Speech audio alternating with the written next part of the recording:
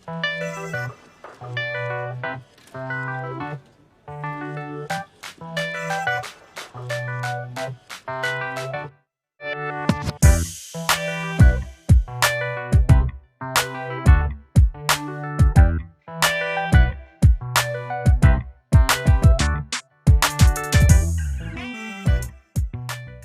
warahmatullahi wabarakatuh.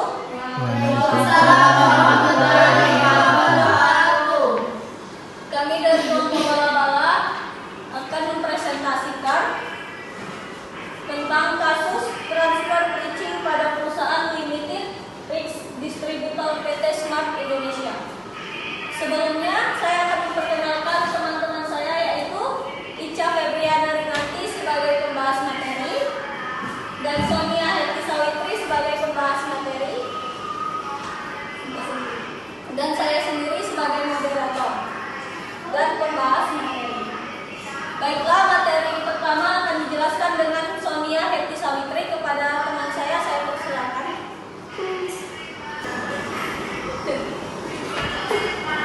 Baiklah, perkenalkan, nama saya Sonia Hetty Sawitri. Saya akan membahas materi kasus transfer pricing pada perusahaan Limited Risk Distributor PT Smart Indonesia. Limited Risk Distributor merupakan kegiatan usaha distribusi dengan kepemilikan persediaan berada pada pihak pemasok atau supplier. Perusahaan distributor hanya melakukan kegiatan usaha untuk menjual produk tersebut. Risiko yang timbul atas persediaan yang tidak terjual akan ditanggung oleh pemasok atau supplier sebagai pemilik produk, bukan distributor. Oleh karena itu, dapat dikatakan bahwa risiko yang dimiliki oleh distributor lebih rendah daripada risiko yang dimiliki oleh pemasok atau supplier. Perusahaan dan karakteristik usaha Limited Distributor ini sangat mungkin untuk memiliki transaksi dengan perusahaan afiliasi, karena seringkali perusahaan induk yang melakukan kegiatan manufaktur untuk memproduksi suatu barang akan mendistribusikan produknya tersebut melalui anak usahanya yang menjalani kegiatan usaha distribusi. Adanya transaksi afiliasi yang dilakukan oleh perusahaan dengan karakteristik Limited Risk Distributor ini tentu tidak lepas dari isu transfer pricing.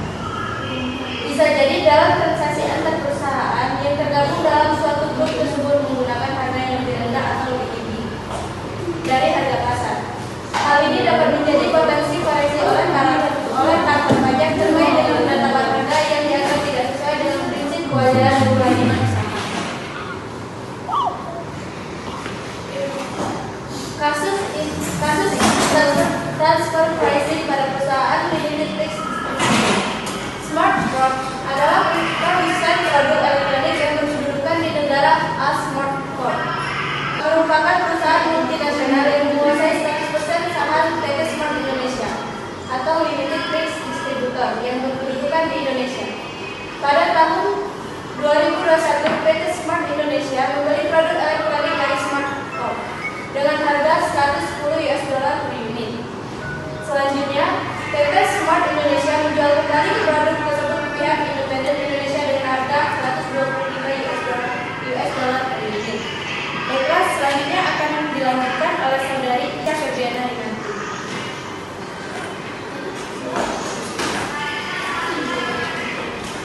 Baiklah, saya di sini akan melanjutkan penjelasan dari materi saudari Sonia. Selain menjual produk yang dibeli dari Smartphone, PT Smart Indonesia juga mengekspor barang sejenis dari produsen independen yang berkedudukan di negara B dengan harga beli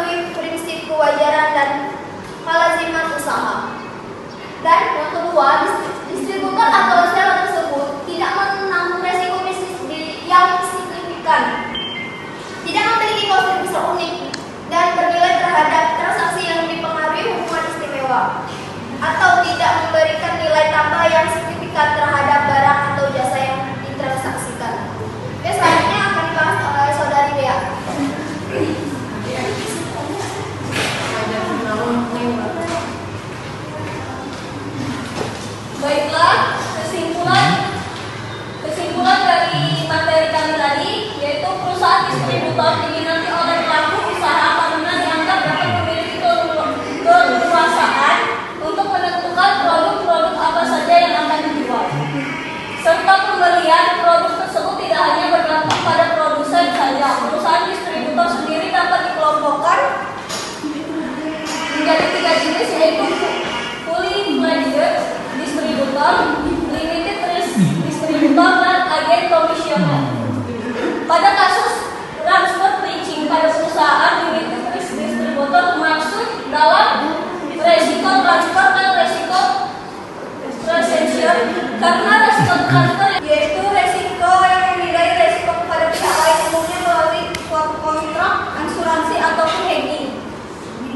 Yaitu maksudnya karena di sini perusahaan distributor dia akan mengekspor barangnya ke distributor, dia akan mengekspor barangnya kepada pihak lain.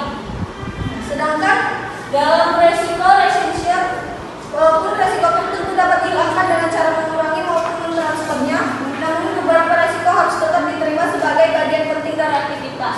Maksudnya walaupun dia distributor tapi dia menanggung resiko juga, tapi lebih tepatnya resikonya lebih kecil karena sudah ditransfer ke pihak yang lain.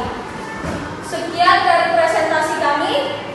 Jika ada dari teman-teman yang ingin mengajukan pertanyaan, saya persilakan. Baiklah, kepada Erna Sari, saya persilakan. Baiklah, saya akan bertanya, jelaskan konteks transfer pricing dan sebutkan 3 jenis karakteristik di klasifikasi. Baiklah, terima kasih atas pertanyaannya Erna. Saya persilakan untuk teman saya Ica Febriana Dinanti untuk menjawab.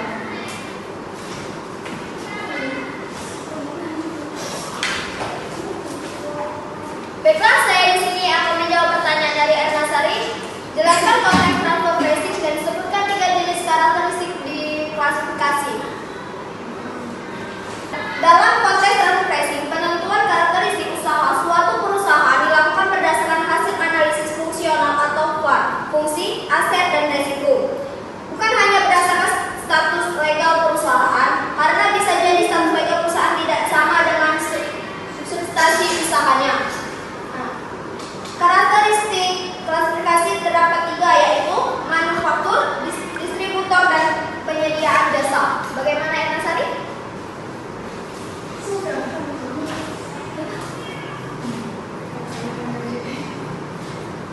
Bagaimana dengan Erna Sari? Apakah sudah memahami dengan jawabannya tadi?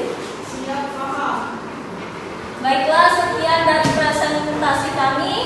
Naik delman pergi ke kota. Jangan lupa memberi alpukat. Demikian presentasi kita, semoga bermanfaat. Saya akhiri. Wabillahi taufiq walhidayah. Wassalamualaikum warahmatullahi wabarakatuh. Waalaikumsalam.